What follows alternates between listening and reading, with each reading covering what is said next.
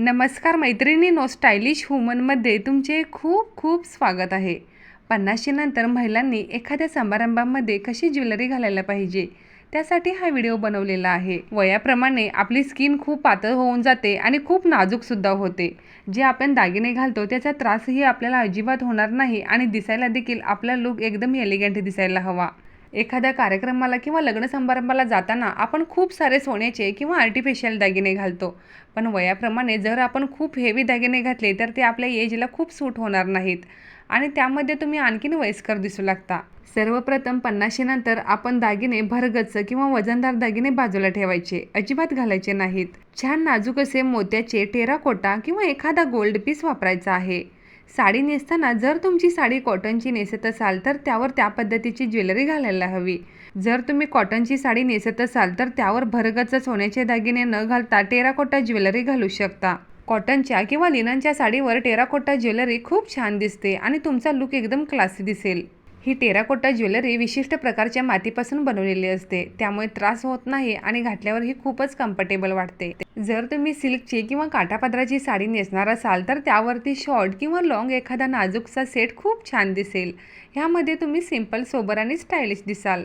एखाद्या लग्न समारंभात किंवा कार्यक्रमात जर तुम्हाला दागिने घालायचे असतील ते अगदी भरगच्च दागिने घालू नका। लग्न समारंभामध्ये दागिने निवडताना अगदी भरगच्च ही दागिने घालू नका किंवा अगदीच लाईट वेट घालू नका।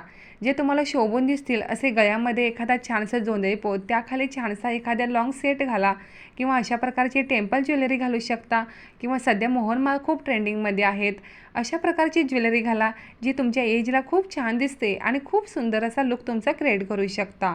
काही जणींना आर्टिफिशियल ज्वेलरी आवडत नाही किंवा ते फक्त सोन्याचेच दागिने वापरतात, त्यावेळेस इयरिंग्समध्ये तुम्ही अशा प्रकारे गोल्ड स्टड वापरू शकता, जे कार्यक्रमामध्ये खूप छान दिसतात। सोन्याचे किंवा मोत्याचे स्टड तुम्ही घालू शकता। जर तुम्हाला झुमके घालायला आवडत असतील तर खूप मोठे असे झुमके घालू नका, कारण वयाप्रमाणे आपल्या कानाचे होल खूप मोठे झालेले असतात, त्यामुळे नाजूक घाला। ज्वेलरीमध्ये जर तुम्हाला प्रकार निवडायचे असतील तर मोत्याच्या दागिन्यांना प्राधान्य द्या, कारण मोत्याचे दागिने खूप छान दिसतात आणि स्किनला देखील ॲलर्जी होणार नाही, म्हणून तुम्ही मोत्याचे लॉंग किंवा शॉर्ट पीस वेअर करू शकता। मोत्याचे दागिने कॉटन साडी असेल, लिनन साडी असेल किंवा काठापदराची साडी असेल, अशा कोणत्याही साडीवरती सूट होतात आणि खूपच एलिगंट लुक देतात। जर तुम्ही पार्टीवेअर साडी नेसणार असाल तर डायमंडचा किंवा कुंदनचा नेक पीस घाला किंवा गळ्यामध्ये न काही घालता अगदी कानामध्ये डायमंड स्टड घातले तरी छान दिसतील।